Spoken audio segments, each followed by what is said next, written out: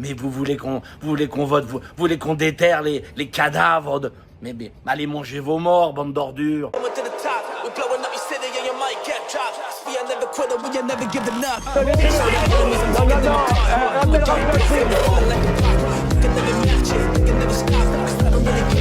Vous fumez, monsieur.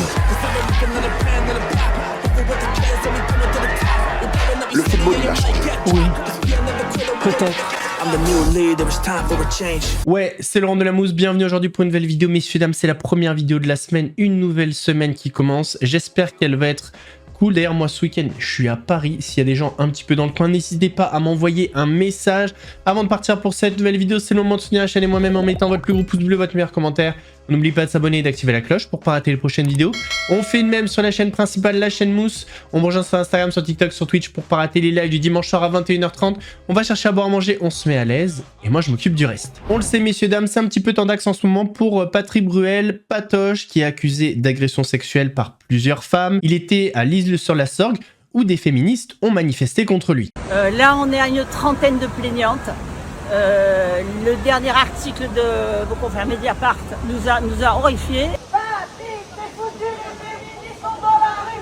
Patrick, t'es foutu, les féministes sont dans la rue. Nous demandons justice. Femmes unies. Nous demandons justice. Femmes unies. Nous demandons justice. Femmes unies. Je traverserai les déserts de l'absurdité, dans mon cœur, ça résonne. Aujourd'hui, nous sommes plusieurs collectifs de terrain, féministes et autres, à l'initiative de la PEPS ici, pour dire que ça suffit. On veut qu'il arrête ses concerts. Voilà. Parce que le temps de la justice est long. Je pense qu'il y a des centaines de femmes qui ont été violées en 30 ans. Donc on est venu surtout en soutien de ces femmes qui sont courageuses, qui ont besoin de soutien. On demande aux autres de venir et les rejoindre. Voilà. Alors, bien sûr que c'est contre Bruel, on vient crier notre colère et notre colère du système aussi qui permet ça. Si les concerts ne sont pas annulés, on sera là pour un soutien toujours aux victimes et contre ces représentations. Messieurs, dames, Emmanuel Macron a remis de l'ordre dans une conférence au Kenya. C'est un petit peu le bordel. Il a décidé de prendre le micro, de s'énerver et de calmer tout le monde. For sure. Destroy our environment, open air burning, air pollution, and our beaches are dirty. So then... Already? You're not waiting your turn. I will make order. Excuse me, everybody. Hey! I'm sorry, guys.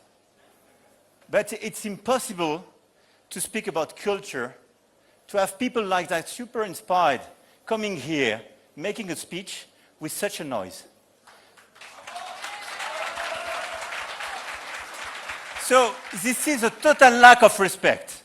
So I suggest, if you want to have bilaterals or speak about somebody else, something else, you have bilateral rooms or you go outside. If you want to stay here, we listen to the people. And we play in the same game, okay? Thank you. Hier en live, on a parlé OVNI, on a parlé extraterrestre. Je ne sais pas si vous le savez en ce moment, mais le Pentagone a publié des documents inédits concernant les OVNI.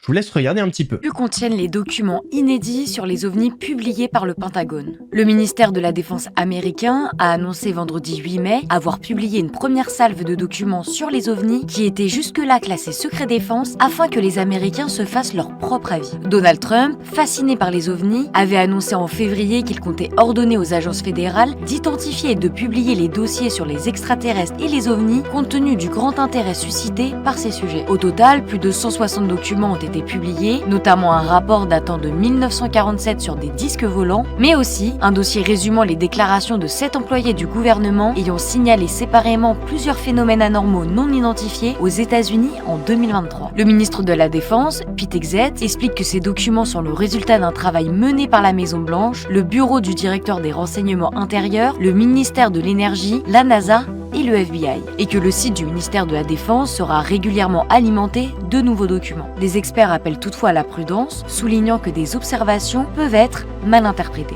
People think they see these amazing things flying through the sky when it's something like a meteor or a plane.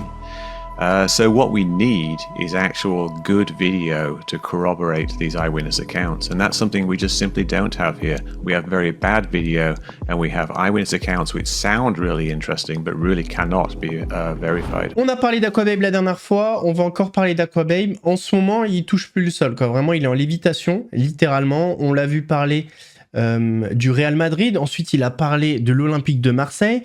Mais en fait, c'est pas ça qui me choque, c'est surtout quand il revient un petit peu sur son passé, le mec a un palmarès parfait si on l'écoute. Je vous laisse regarder. Ça a été un buzz national et international et j'ai bien joué mon coup, tu vois. Je suis très malin. De base, j'étais en garde à vue, je parlais avec la police, je leur ai dit moi je suis capable de retrouver Xavier Dupont de Ligonnès. Je vous le dis moi. Et ensuite, il a rigolé, mon avocat il dit vous allez voir, il va le faire. Je suis sorti de garde à vue, j'ai pris mon téléphone, j'ai dit on va chercher Xavier Dupont de Ligonnès. C'était l'année dernière. J'étais en garde à vue quand j'ai pensé à ça. Je me suis dit, j'ai tellement des infos et des dossiers sur tout le monde, ouais, je pourrais retrouver Xavier. Je suis parti dans un délire, tu vois. Et Brigitte Bardot, qu'elle repose en paix, pardon. Ça, j'avoue, je me suis loupé. J'avoue. C'est la seule faute où je me suis loupé. Le seul truc que vous pouvez me reprocher, c'est Brigitte. Xavier Dupont de Ligonnès, c'était un buzz national organisé. Que moi, je voulais faire. En sortant de garde à vue.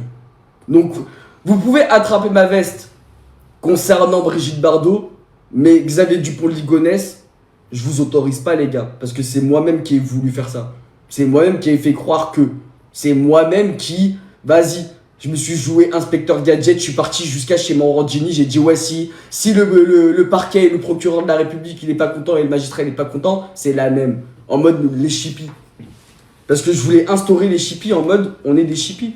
C'est tout. Je leur ai prouvé qu'on était des chippies, fin de l'histoire.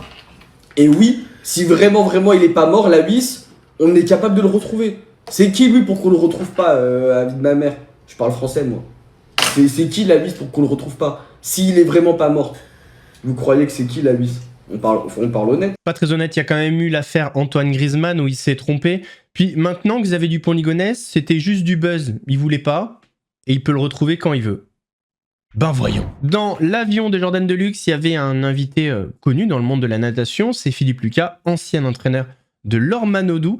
Et Jordan Deluxe lui a posé la question concernant Patrick Bruel. Il a eu des mots un petit peu particuliers. Ça peut arriver à tout le monde. Ouais. Alors j'ai eu l'occasion de le croiser plusieurs fois. Parce qu'il m'avait demandé une fois si... déjà je le croisais au Parc des Princes à l'époque. Pour aller voir, parce que c'est un fondu du Paris Saint-Germain. Et puis, je me rappelle une fois, parce qu'il venait nager des fois à la Croix-Catlan, j'entraînais. Ouais. Et il m'avait demandé, parce qu'il voulait chanter, il voulait faire un duo avec Laure. Ouais. Ah, d'accord. Ah bon? Ouais, parce qu'en fin de compte, un chanteur invite une personnalité. D'accord. Donc ça pouvait être dans le sport, dans le cinéma. Voilà, il m'avait demandé, gentiment d'ailleurs. Hein. Et je lui ai dit, il n'y a pas de souci, au contraire. Elle l'avait fait d'ailleurs, elle s'était bien démerdée d'ailleurs. Après, pour ce qui lui arrive, là, vous savez...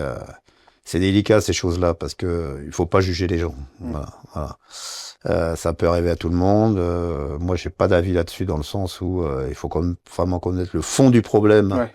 Et puis même des accusations d'agression sexuelle. Et puis même quand tu connais le fond du problème, tu sais, tu restes à ta place. Hein. Chacun règle ses problèmes, tu vois. Mais bon, je suis pas quelqu'un qui va mettre le doigt dessus et tout. En tout cas, vous, c'est un mec que vous avez beaucoup apprécié. Moi, à chaque fois que j'ai croisé, toujours été sympathique. Il y a 2-3 jours, il y a un mec sur les réseaux qui a complètement pété les plombs. C'est Pierre-Jean Chalençon. Je vous laisse regarder cette vidéo parce qu'il y a un député qui a saisi le procureur de la République par rapport à cette vidéo et Chalençon lui a répondu. On va commencer par la première vidéo. Eh bien, chers amis, quand je vois dans la nuit ce qu'il se passe à Paris, place de la Concorde, dans les abords du Parc des Princes, des voitures incendiées, des gens, des boutiques, du mobilier urbain détruit, mais vous avez la violence de ces gens-là? Est-ce que ce sont vraiment des sportifs? Tout est bon pour détruire, pour abîmer. Ces gens-là ne travaillent pas, ces gens-là sont assistés par les aides sociales, par le chômage, par tout ce que vous voulez. On n'en peut plus de tous ces islamistes. Vous êtes des islamistes, on n'en peut plus de cette religion de merde. Vous êtes écœurants, vous êtes des cancrelats, vous êtes des racailles. On n'en peut plus. Mais et quand on voit le ministre de l'Intérieur, mais il est ministre de rien du tout, t'as vu ta gueule ? Pathétique, hein, et l'armée, que fait l'armée? On en a ras-le-bol, on croule sous les impôts, on croule sous les prélèvements, on en a ras-le-bol, les gens n'en peuvent plus. Mais vous voulez qu'on vote, vous voulez qu'on déterre les cadavres de... Mais allez manger vos morts, bande d'ordures. Vous êtes des monstres, vous êtes des...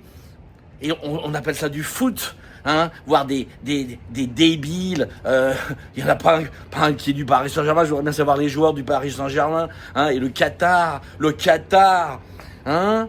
Mais ces gens-là devraient payer tout, devraient payer des réparations. C'est toujours les mêmes. C'est encore les Parisiens, les Français qui vont payer pour cette bambou là, n'est-ce pas? On va encore le redire ce mot, n'est-ce pas? Comme l'aurait dit Jean-Marie Le Pen. On n'en peut plus. Les élections dans quelques mois, ça va être un raz-de-marée. On va tous les foutre en tôle. On va faire travailler la police, la vraie police. On va faire travailler l'armée. Mais là, c'est plus possible. Mais c'est quoi ce gouvernement de tafiote? Vous êtes des monstres, vous êtes des ordures. Robespierre, lève-toi, Danton. Mais putain, moi au pouvoir, il y en aurait plus beaucoup dans les rues. Vous êtes des saloperies, vous êtes des cancrelats. Il n'y a pas de mots pour dire ce que vous êtes. Vous inquiétez pas, on arrive, on va s'occuper de vous. La bande, ah putain. Vive Jean-Marie Le Pen, vive la France, bande d'ordures. Donc Thomas Porte, député de la France Insoumise, dont on a parlé il n'y a pas si longtemps, c'est celui qui avait tenu des propos qui m'avaient dérangé concernant le rugby. Bon bref, en tout cas, il a saisi le procureur de la République. Voici la réponse de Pierre-Jean Chalençon.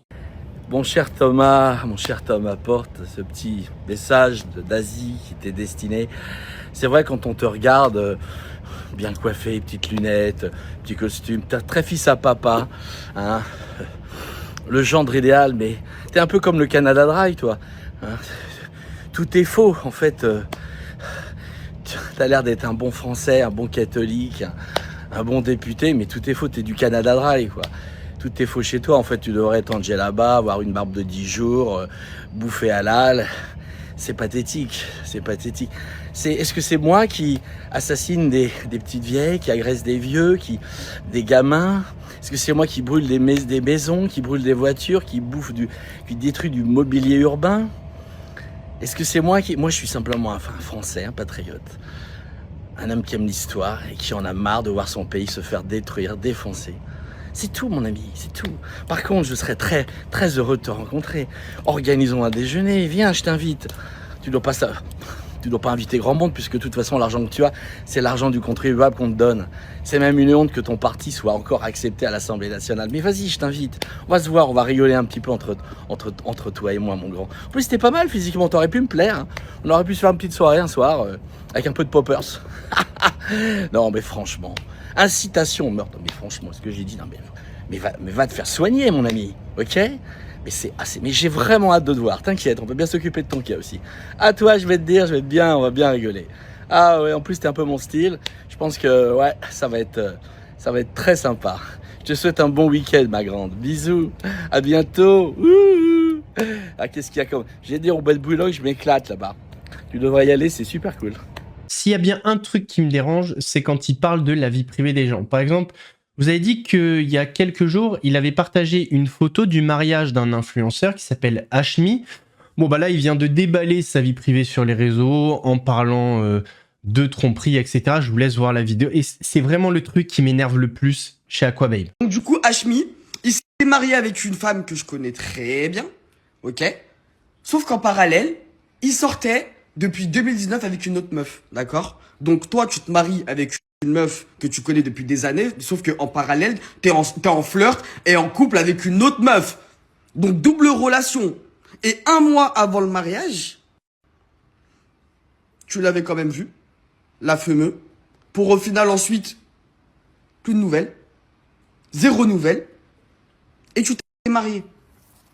Et moi, j'ai couvert le queutru. Jusqu'en là, parce que là, bien évidemment, c'est fini. J'ai ouvert ma bouche. Ta femme, elle va le savoir. Eh gros, C'est pas comme ça la vie, t'as vu? Sarah Salman continue de surprendre son petit monde sur les réseaux. Que s'est-il passé? Qu'est-il arrivé à Sarah Salman? On la reconnaît à peine, c'est sûrement en rapport avec son homme, compagnon, Luc Besson.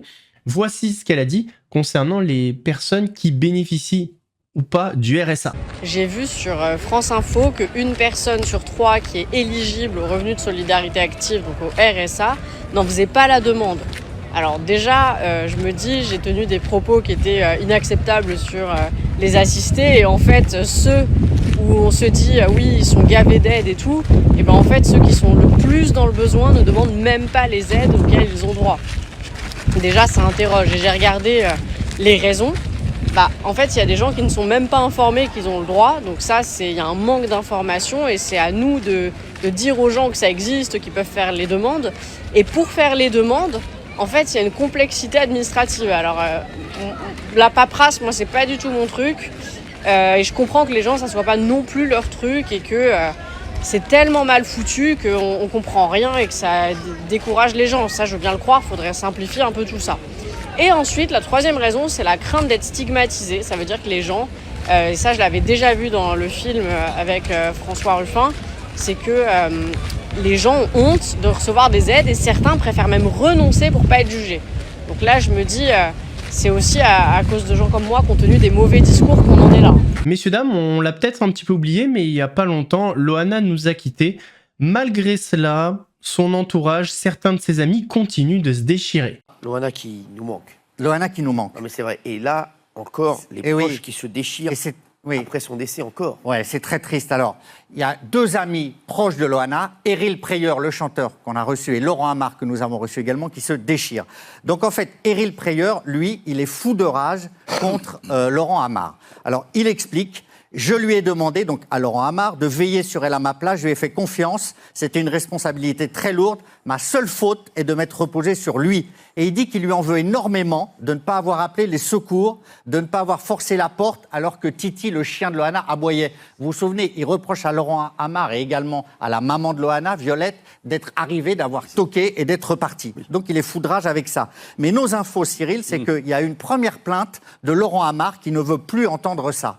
Et nos infos, c'est qu'il y a une seconde plainte qu'il vient de déposer, et il a même écrit, on a la lettre, au procureur de la République.